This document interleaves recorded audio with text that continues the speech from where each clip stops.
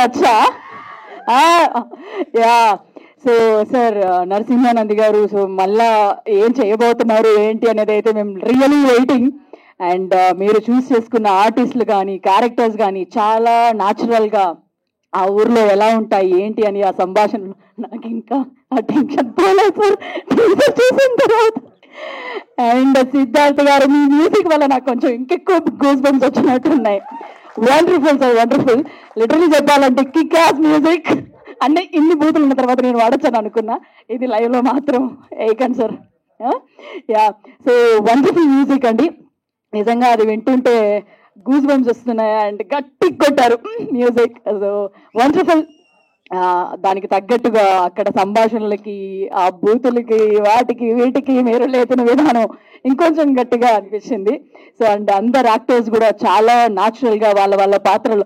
ఇక్కడ ఈ అమ్మాయిలు ఇంత నీట్గా ఉన్నారు, అక్కడ చూస్తే చీరలు పట్టుకొని ఓ మై గాడ్ నో.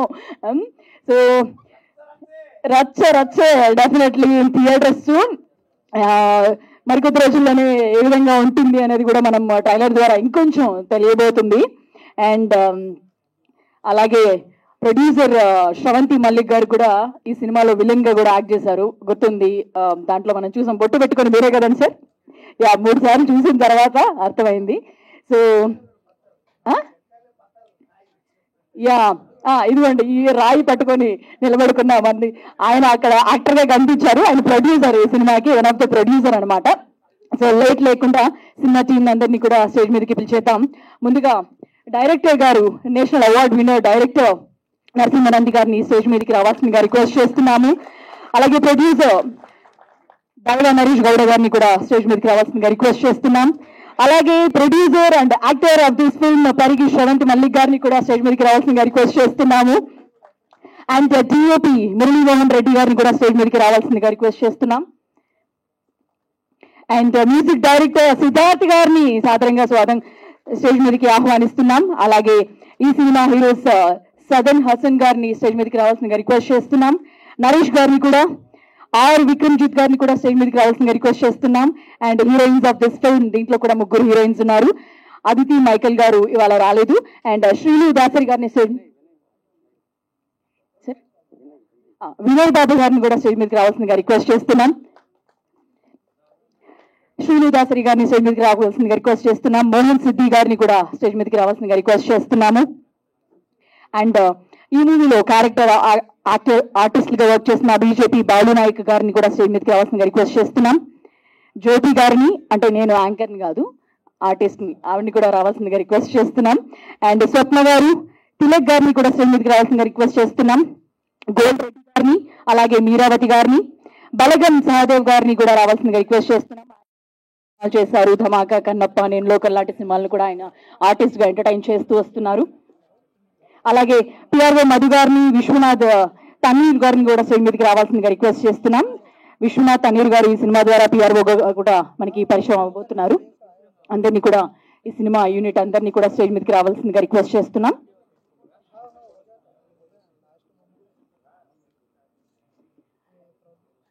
అందరికీ ఒక గ్రూప్ ఫోటో అండి, మీడియా అండ్ ప్రెస్ అందరికీ కూడా ఒక గ్రూప్ ఫోటో.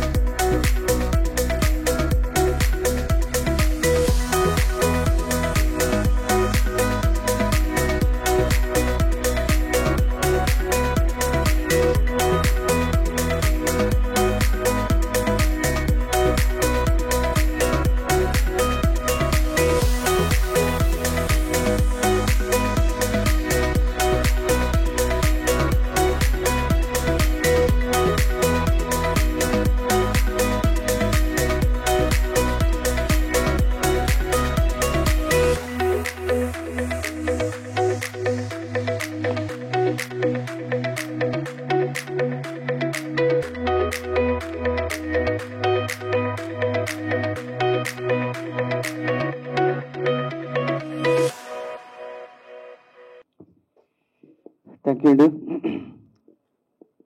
వచ్చిన అతిథులందరికీ, అలాగే ప్రింట్ మీడియా, ఎలక్ట్రానిక్ మీడియా అందరికి కూడా నా కృతజ్ఞతలు. SVS productions and Srinidhi cinema 2 బ్యానర్ల మీద దైవం నరేష్ గౌడ్ గారు, అలాగే పరిగి శ్రవంతి మల్లిక్ గారు ప్రొడ్యూసర్స్గా ప్రభుత్వ సారీ దుకాణం సినిమా తీయడం జరిగింది. యాక్చువల్గా ఇక్కడ ఉండే పాత్రలందరూ కూడా ఇంతకుముందు నేను పరిచయం చేశాను లాస్ట్ టైం అందరిని కూడా. ఈ సినిమా ఎక్కడ స్టార్ట్ ఉందని జస్ట్ ఒక 1 minute చెప్తాను. నేను ఫస్ట్ మా పరిగి శ్రవంతి మల్లిక్ గారికి కథ చెప్పినప్పుడు, అంటే ఇది యాక్చువల్గా 3 parts సినిమా. ఇది ఈరోజు టీజర్ చూశారు కదా, ఆ టీజర్ అనేది ఫస్ట్ పార్ట్ సంబంధించింది అంతా కూడా. సో కథ చెప్పినప్పుడు ఇది 3 parts కథ కదా, జస్ట్ మనం సినిమాలాగా దీన్ని ప్రొజెక్ట్ చేద్దాము, అంటే చాలా పెద్ద కథ, దీన్ని వెబ్ సిరీస్లా కాకుండా ఒక సినిమాలాగా మనం చేద్దామని చెప్పేసి మేము అనుకోవడం జరిగింది. అలాగే మా నరేష్ గౌడ్ కూడా ఇది చాలా బాగుంది సార్, చాలా ఎగ్జైటింగ్గా ఉంది సినిమా. డెఫినెట్గా మనకు మంచి కమర్షియల్గా వర్కౌట్ అవుతుంది, మనం సినిమాలాగానే అంటే సినిమా ఫార్మేట్లో చేద్దామని చెప్పేసి మేము ముగ్గురు అనుకోవడం జరిగింది. అది ఒక 1 year ప్రాసెస్ అనమాట. ఈ స్క్రిప్ట్ అంతా చేయడానికి మేము ముగ్గురం కలిసి కూర్చొని ఆఫీస్లో చాలా రోజులు వర్క్ చేస్తాం దీని మీద. ఎందుకంటే ప్రతి క్యారెక్టర్ కూడా చాలా ఐడెంటిఫికేషన్ ఉంటుంది ఇందులో. మన పురాణాల్లో కానీ, మన భారతంలో కానీ, తర్వాత రామాయణం కూడా తీసుకున్నా సరే కొన్ని పాత్రలు మనకి ఐడెంటిఫికేషన్ చేస్తూ ఉంటే ఆ పాత్రలు వాటి వ్యక్తిత్వాలు కానీ, వాళ్ళు ఆలోచించే విధానం కానీ, బిహేవియర్ కానీ చాలా డిఫరెంట్గా ఉంటాయి కొన్ని పాత్రలు. అలాగా షేక్స్పియర్ కథల్లో కొన్ని ఎమోషన్స్ ఉంటాయి, అంటే మనుషులు మనస్తత్వాలు. ఇందాక యాంకర్ గారు నేను కొంచెం చెప్తే ఆమె చాలా ఎక్కువ చెప్పేసింది కథ గురించి. మనుషుల యొక్క వ్యక్తిత్వం వాళ్ళు మనకి కనిపించారు, అంటే ప్రతి వ్యక్తిలో కూడా ఒక 2 వ్యక్తులు ఉంటారన్నమాట. ప్రతి మనిషిలో కూడా మనకు కనిపించే మనిషి ఒకరు ఉంటారు, కనపడని మనిషి ఒకరు ఉంటారు. సో ఆ కనపడని మనిషి ఎవరైతే ఉంటారో వాళ్ళు ఉండే ఇంటర్నల్ ఫీలింగ్స్ ఏవైతే ఉంటారో అవన్నీ కూడా మా ప్రభుత్వ సార దుకాణంలో ప్రజెంట్ చేయడం జరిగిందనమాట.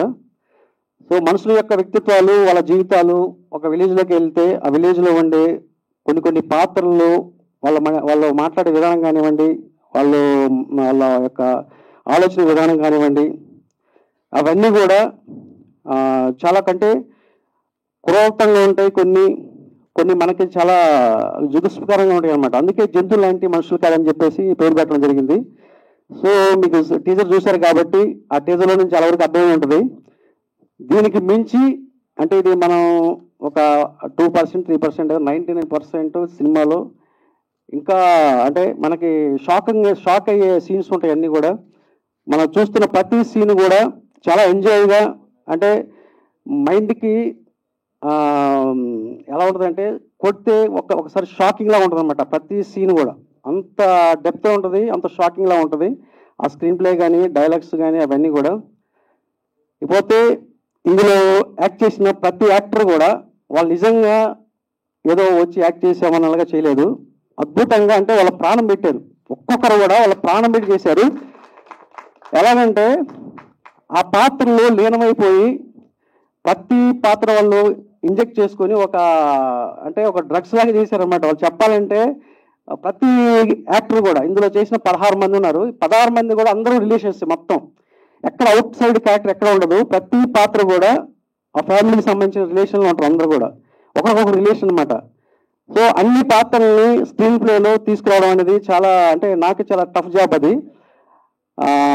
ఇందులో యాక్ట్ చేసిన ప్రతి యాక్టర్ కూడా నేను నిజంగా అంటే వాళ్ళు నాతో చేయడం కాదు, నేను వాళ్ళతో చేసినందుకు నేను హ్యాపీగా ఫీల్ అవుతున్నాను ఇప్పుడు. ఎందుకంటే వాళ్ళు ఒకరికొకరు పోటీ పడి చేశారు. అంటే ఏదో వచ్చి చేసామని కాకుండా ఆ పాత్రలోకి లీనమైపోయి అర్థం చేసుకొని ఒక అద్భుతమైన పెర్ఫార్మెన్స్ ఇచ్చారు. నిజంగా వాళ్ళకి నేను థ్యాంక్స్ చెప్తున్నాను ఈ సభాముఖంగా. ఎందుకంటే అందరూ వచ్చారు కాబట్టి, ఒక అమ్మాయి రాలేదు ఇంకా. ప్రతి ఒక్కరికి కూడా నిజంగా నా హృదయపూర్వకంగా నేను వాళ్ళకి థ్యాంక్స్ చెప్తున్నాను. ఎందుకంటే ఇలాంటి వాళ్ళు నాకైతే మాత్రం ఫస్ట్ టైం కాకుండా, నేను ఫస్ట్ సినిమా చేశాను, తర్వాత కమలతనాపురాయణ సినిమా చేశాను, 1940 కమలతనాపురాయణం, లజ్జా సినిమా చేశాను, తర్వాత డిగ్రీ కాలేజ్ చేశాను. ఆ తర్వాత నాకు బాగా దొరికిన యాక్టర్స్ వీళ్ళే అనమాట. వీళ్ళంతా ఆనిముచ్చారు నిజంగా చెప్పాలంటే. నాకు ఎక్కడో మొత్తం అందరం కూడా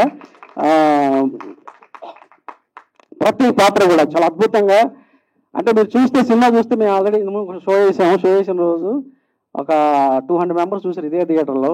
ఒక 175 మెంబర్స్ అందరూ కూడా అసలు కుర్చీలో లేచి కుర్చీ అంటే ఎడ్జ్లో చూశారనమాట, కుర్చీకి అలాగ ఆనుకొని అసలు ఏం జరుగుతుంది నెక్స్ట్ అనేలాగా చూశారనమాట. అంటే అంత లీనమైపోయి చేస్తేనే అవతల ఆడియన్స్ కూడా వాళ్ళకి కనెక్ట్ అవుతూ ఉంటుంది అనమాట ప్రతి క్యారెక్టర్ కూడా. సో అంత అద్భుతంగా చేసినందుకు నిజంగా మీ అందరికీ కూడా థ్యాంక్స్, ఇంకోసారి థ్యాంక్స్ చెప్పుకుంటున్నాను అందరికి కూడా.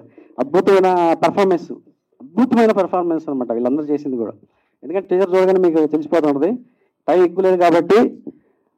ఎందుకంటే అందరి పేర్లు చెప్పి ఆల్రెడీ ఇంట్రొడ్యూస్ చేశాను కాబట్టి అతని పేరు ఆ రోజు రాలేదు, మన నరేష్ ఈరోజు వచ్చారు, అందులో ఎస్ఐ క్యారెక్టర్ చేశాడు. సో నేను నెక్స్ట్ ట్రైలర్ రోజు మాట్లాడతాను. ఇది టీజర్ వరకే, ట్రైలర్ ఇంకా అద్భుతంగా ఉంటుంది. ఆ తర్వాత సినిమాకి వెళ్తే మీరు షాక్ అయిపోయి థియేటర్ నుంచి బయటకు వచ్చిన తర్వాత ప్రతి ఒక్కరు కూడా వీళ్ళందరినీ గుర్తుపెట్టుకొని వీళ్ళందరూ నిరాశ పొందుతారనమాట. అంత అద్భుతంగా ఉంటుంది అనమాట ఇలా పర్ఫార్మెన్స్.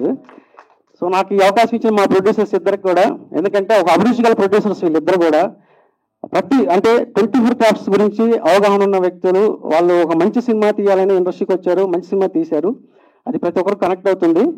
సో ఇందులో 2 వెర్షన్ ఉన్నాయి, ఓటీటీ వెర్షన్ ఒకటి ఉంది, థియేటర్ వెర్షన్ ఒకటి ఉంది అనమాట. మీరు చూసింది ఓటీటీ వెర్షన్ చూశారు, సో థియేటర్ వెర్షన్ కూడా ఉంటుంది. నాకు ఈ అవకాశం ఇచ్చిన ఇంకొకసారి థ్యాంక్స్ చెప్పుకుంటున్నాను పరిగి శ్రవంత్ మల్లిక్ గారికి, దైవ నరేష్ గౌడ్ గారికి. ఇంకా మంచి సినిమా తీయాలని నేను కోరుకుంటున్నాను. ఎందుకంటే వాళ్ళు మంచి అభిరుచి గల నిర్మాత ఉన్నారు, ప్లస్ వాళ్ళు ఒక మంచి నటులు ఉన్నారు. ఎదురు చేసింది మామూలు క్యారెక్టర్స్ కాదు, అద్భుతమైన క్యారెక్టర్లు చేశారు. వాళ్ళకి నిజంగా నెక్స్ట్ వేరే మూవీస్లో కూడా చాలా అవకాశాలు వస్తాయి అన్నమాట వాళ్ళకి డెఫినెట్గా ఈ సినిమా తర్వాత. అందరికి కూడా, ఒక్కరికి కాదు ప్రతి ఒక్కరికి కూడా, మీరు చేసిన ప్రతి ఒక్కరికి కూడా ఒక మంచి అంటే ఒక పేరు, దీంతో పాటు వాళ్ళకి లైఫ్ చాలా ఉందన్నమాట. ఎందుకంటే అంత పర్ఫార్మెన్స్ చేయగల యాక్టర్స్. నాకు ఇవ్వాల్సిన అందరికి కూడా థ్యాంక్స్ చెప్పుకున్నాను. Thank you very much. Thank you Narasimhanandi గారు. అండ్ మీరు షాక్లు అన్నారు, టీజర్లోనే మాకు షాక్లు ఉన్నాయి, ఇంకా ట్రైలర్లోను సినిమాలోను ఎన్ని షాక్లు ఉంటాయి అనేది మేము వెయిట్ చేస్తాం. Looking forward for the film. And ముందుగా నెక్స్ట్ ప్రొడ్యూసర్ దైవ నరేష్ గౌడ గారిని మాట్లాడవలసిందిగా రిక్వెస్ట్ చేస్తున్నాం. ముందుగా నాకు సరిగా మాట్లాడడానికి రాదు, ఏమన్నా ఉంటే నన్ను ముందే క్షమించండి.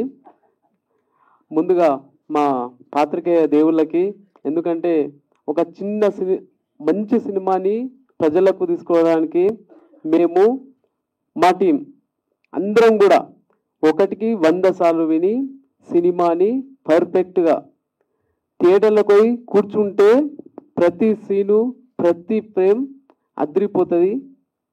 సినిమా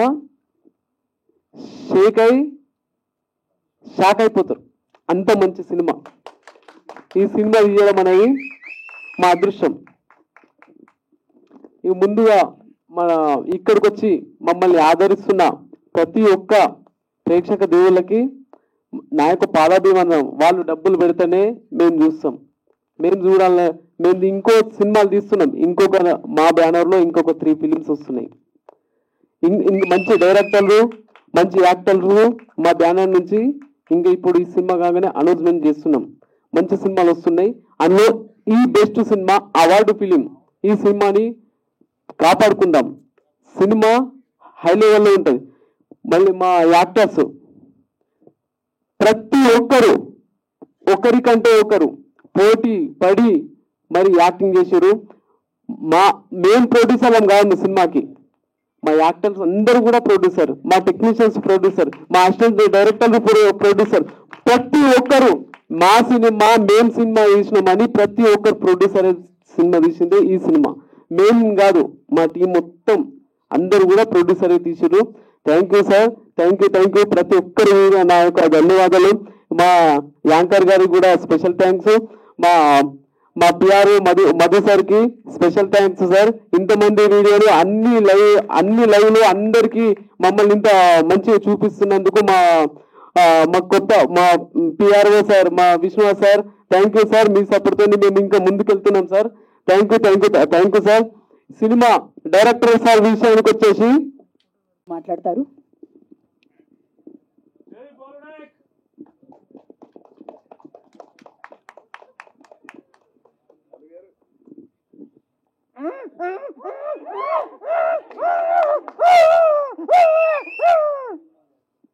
నాకు ఈ సినిమాలో మాటలే లేవు, కానీ మా డైరెక్టర్, ప్రొడ్యూసర్స్, యాక్టర్స్ మాట్లాడమని చెప్పిండ్రు.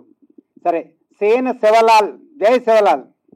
ఈ cinema super super super hit వచ్చే. ఈ సినిమా డైరెక్టర్ నరసింహన్ది సార్ 10 సినిమాలు నేషనల్ అవార్డు నంది అవార్డు లామేలో వచ్చాయి. నెక్స్ట్ మా ప్రొడ్యూసర్ దైవ నరేష్ గౌడ్ 1 కోటి రూపాయల గారితో 3 కోట్లు తనకి వచ్చాయి. అదేవిధంగా పరి మల్లిక్ పవర్ దోయి భతని ఏ సినిమా భారత వచ్చా యాక్టర్స్తో హీరో హీరోయిన్తో బా బా బా బా అసలు ఓ హీరోయిన్ హీరో హీరోయిన్ కథ సూపర్ సే ప్రతి యాక్టర్స్ సూపర్ హిట్ వచ్చా. దయచేసి ఈ సినిమా సూపర్ హిట్ వచ్చా. ఈ से बलगम केशवराती बच्चों पंगत स्टार्ट कर रहा अन सिया तने सिनेमा देखनो हम దీవిస్తున్నాం. జై సేవలాల్. థ్యాంక్ యూ బాలు గారు. అలాగే ఈ సినిమాలో one of the actor okay Naresh Raj గారు మాట్లాడతారు. హాయ్, ముందుగా ఈ వేదిక విచ్చేసిన మీడియా ప్రజలకి అండ్ ఇక్కడ విచ్చేసిన అందరికీ నా హృదయపూర్వక నమస్కారాలు. ఆ తర్వాత ఈ స్టేజ్కి నాకు అవకాశం ఇచ్చిన డైరెక్టర్ నరసింహనంది గారికి, తర్వాత producers sir thank you, Mallesh గారు అండ్ నరేష్ గౌడ గారు అండ్ మా కో ఆర్టిస్ట్స్ అందరికీ thank you so much. So దేవరాలో జూనియర్ ఎన్టీఆర్తో చేసిన ఆనందం కంటే ఈ సినిమాలో నేను చేసిన తర్వాత ఆ క్యారెక్టర్కి పీక్స్. సో ఎందుకంటే నాకు first movie Devara, so second movie ఏంటి అని ఒక ఆలోచనలో ఉన్నాను. సో వెంటనే ఒక దేవుడు వచ్చాడు, ఆయన పేరు Balu Nayak. Thank you for ఈ అవకాశానికి దారి చూపించినందుకు. సో దానికంటే ముందుగా ఈ సినిమాలో క్యారెక్టర్సే heroes and heroines. So each and every character has character. So నాకు ఎలా చెప్పాలంటే క్యారెక్టర్ చేసేటప్పుడు సార్ అడిగారు మీరు చేస్తారా అంటే మళ్ళీ విన్న తర్వాత అది క్యారెక్టర్ చేయాలి, ఖచ్చితంగా నేనే చేయాలనిపించింది, చేశాను. So thank you sir. So thank you అందరికీ. Thank you so much. Thank you Naresh Raj గారు. Thank you so much. And మిగతా వాళ్ళతో కూడా మాట్లాడాల్సిన అవసరం ఉంది, బట్ సమయం తక్కువగా ఉండడం వల్ల మా మీడియా వాళ్ళు మిమ్మల్ని అందరినీ కూడా క్వశ్చన్స్ అడగడానికి సిద్ధంగా ఉన్నారు. అండ్ ఇక్కడ చైర్స్ తీసుకురండి.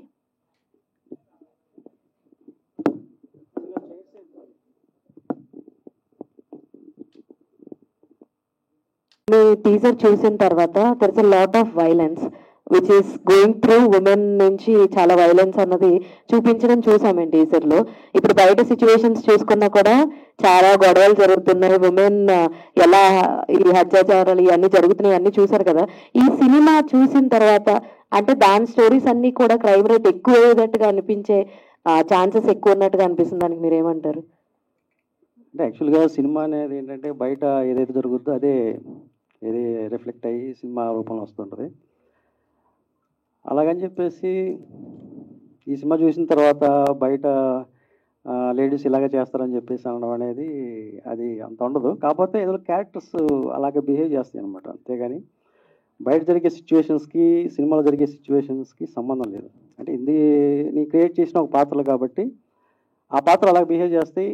అలాగే ఏది అంటే తప్పు ఎక్కడ జరిగినా సరే లేడీ కానీ జెంట్స్ కానీ ఒకేలాగా రియాక్ట్ అవుతాయి అనమాట. సో ఇందులో ఎందుకంటే వాళ్ళకి జరిగిన స్ట్రగుల్ ఏదైతే ఉందో, వాళ్ళకి జరిగినటువంటి కష్టాయిత అంటే అనసబడిన ఒక స్త్రీ ఎలాగా రియాక్ట్ అవుద్ది ఆ టైంలో అని చెప్పేసి చూపించే ఒక సిచ్యువేషన్స్ అనమాట ఇవన్నీ కూడా. అలాగని బయట భర్తలు భార్యలు చంపుతున్నారు కదని చెప్పేసి ఇందులో అలాగ ఏముండదు. ఇది వేరే ప్రపంచం అనమాట ఇది. అయితే వైలెన్స్ అయితే చాలా ఎక్కువ ఉంది. అంటే వైలెన్స్ జనక నా సినిమాలో ఉండదు. వైలెన్స్ నాకు చాలా పొయిటిక్గా ఉంటుంది. బట్ ఇది కొంచెం కమర్షియల్ ఫార్మేట్లో చేసిన సినిమా అనమాట. అంటే కమర్షియల్గా ఎమోషన్స్ పరంగా కానీ అంటే వైలెన్స్ అంటే కత్తులు తీసుకొని నరుక్కోవడము, చంపుకోవడము, లేకపోతే బ్లడ్ కనిపించడం, అది ఎక్స్ట్రీమ్ వైలెన్స్ అది. బట్ ఇందులో ఓన్లీ రివాల్వర్తో షూట్ చేస్తున్నారు అనమాట. అంటే ఎందుకు ఆ సిచ్యువేషన్ వచ్చింది అనేది పర్టికులర్గా అది చెప్పాను కదా. వాళ్ళకి జరిగిన అన్యాయాన్ని ఎదిరిస్తారు కాబట్టి ఆ ఎదిరించడంలో ఒక్కొక్కరు ఒక్కొక్క యాంగిల్ చూసుకుంటారు అనమాట. అంటే కొంతమంది కత్తితో నరుకుతారు, కొంతమంది రివాల్వర్తో షూట్ చేస్తారు, కొంతమంది కర్రలతో కొట్టేవాళ్ళు ఉంటారు, రాళ్ళతో కొట్టేవాళ్ళు ఉంటారు, రకరకాలుగా ఉంటాయి. బట్ ఇందులో ఏంటంటే ఆ గన్ కల్చర్ అనేది ఆ విలేజ్లో ఎందుకు వచ్చింది ఏంటి అని చెప్పేసి సినిమా చూస్తే తెలుస్తుంది అనమాట. ఇంకా సెన్సార్ వర్క్ పూర్తి కాలేదు కదండి, అయిపోయిందా? లేదు, సెన్సార్ ఇంకా పూర్తి కాలేదు. అంటే అప్లై చేసాము, బట్ ఇది సెన్సార్ కానీ టీజర్ అనమాట ఇది. అది అంటే సెన్సార్ అయితే ఏదైతే లాంగ్వేజ్ ఉందో, ఏదైతే ఈ పదాలు ఉన్నాయో అవన్నీ కూడా అంత ఉండే అవకాశాలు ఉండవు కదండి. అంటే యాక్చువల్గా ఓటీటీ కోసం అని చేసింది జనరల్గా. అంటే అంటే మనకి థియేటర్కి వెళ్ళే ట్రైలర్లో ఆ వర్డ్స్ ఏమి ఉండవు అనమాట. థియేటర్కి వెళ్ళే ట్రైలర్లో కొన్ని వర్డ్స్ మీట్ చేస్తాం, కొన్ని వర్డ్స్ ఓపెన్ చేస్తాం అనమాట. అండ్ శ్రీలు గారు మైక్ పాస్ చేయరా? ఎవరు? Srilu. So first of all hi. So ఇలాంటి క్యారెక్టర్స్ని టేకప్ చేయాలంటే బీయింగ్ ఏ ఉమెన్కి కొంచెం ఛాలెంజింగ్, చాలా challenging. You have a dad legacy, me dad legacy ఉంది. సో ఇలాంటి క్యారెక్టర్ తోటి ఎందుకు రావాలి అని అనుకున్నారు? వాట్ ఈస్ ద రీజన్ అంటే what you will say? First Narasimha సార్ని కలిసినప్పుడు నాకు ఈ క్యారెక్టర్ గురించి ఎక్స్ప్లెయిన్ చేశారు.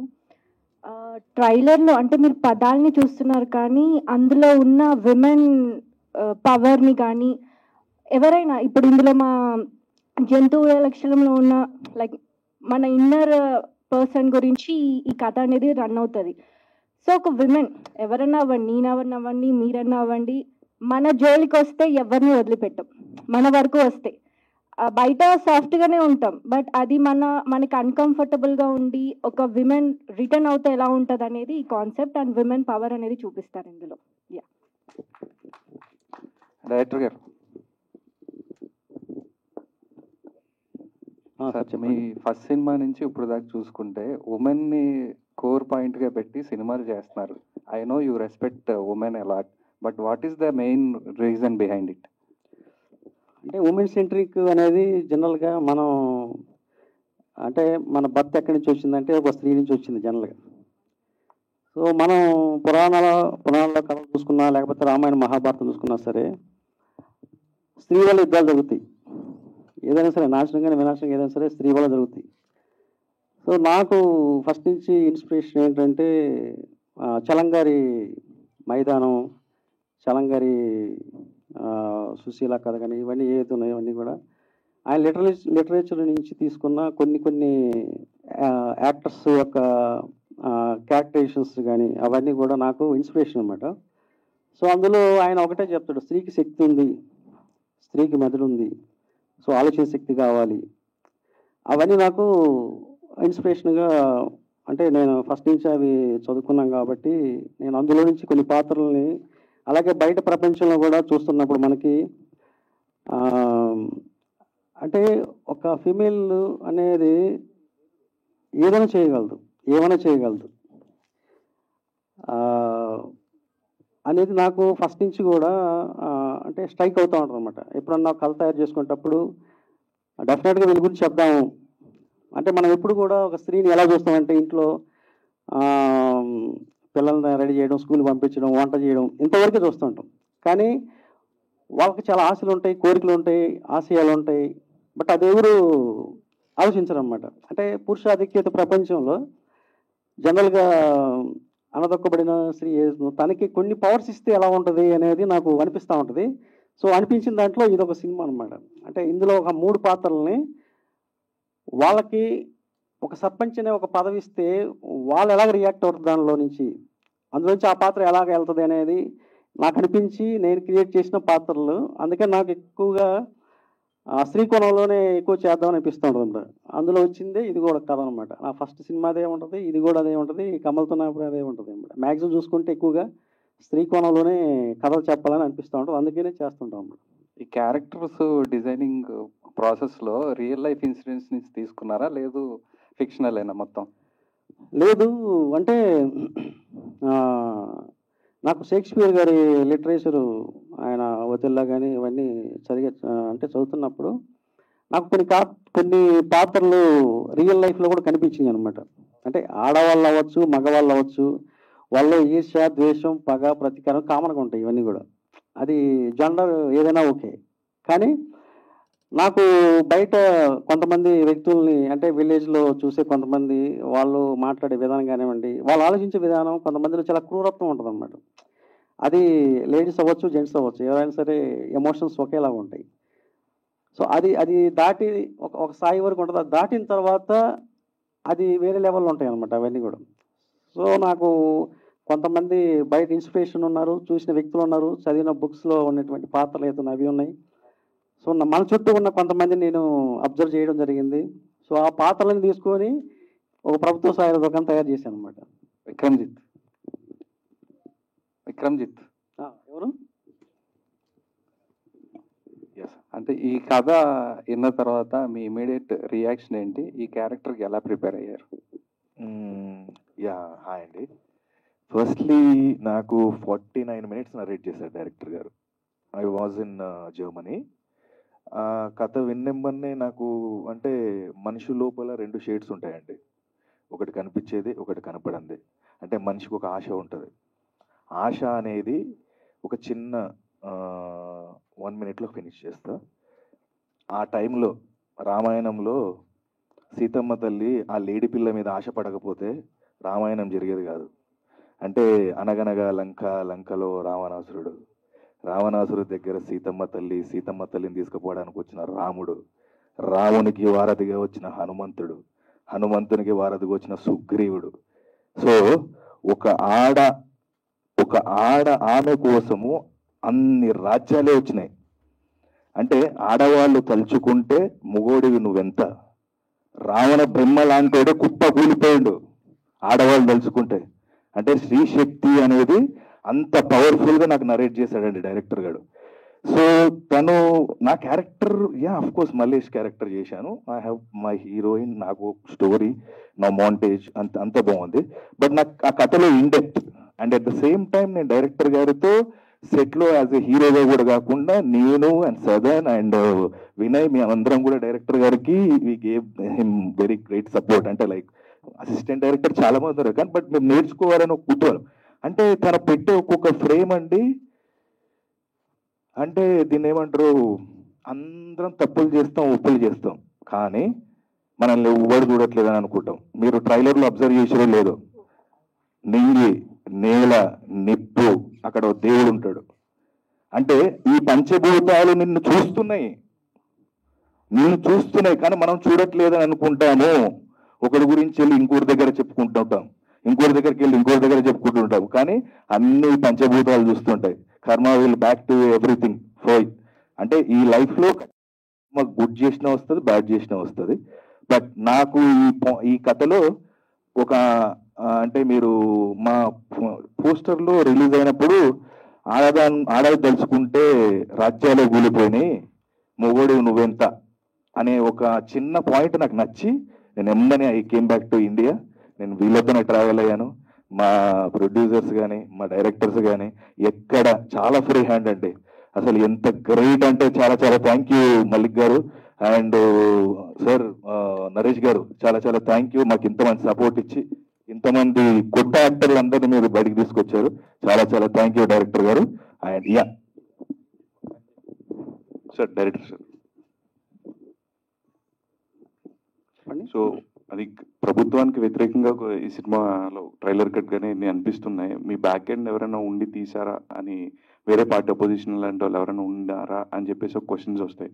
So is there any political party behind you? అంటే లేదు, ఏ పార్టీ వాళ్ళు ఈ సినిమా తీయించలేదు, ఎవరు కూడా ఈ సినిమా తీయించలేదు. వీళ్ళిద్దరు తీశారు సినిమా. వీళ్ళకి ఏ పార్టీ సమస్యలు కాదు. అంటే ప్రభుత్వ సార దుకాణం ఏంటంటే ఎందుకు పెట్టామంటే ఆ టైటిల్ అంటే డౌట్ రావచ్చు అది, ఎందుకంటే అందులో పొలిటికల్ డైలాగులు కూడా కొన్ని ఉన్నాయి కదా.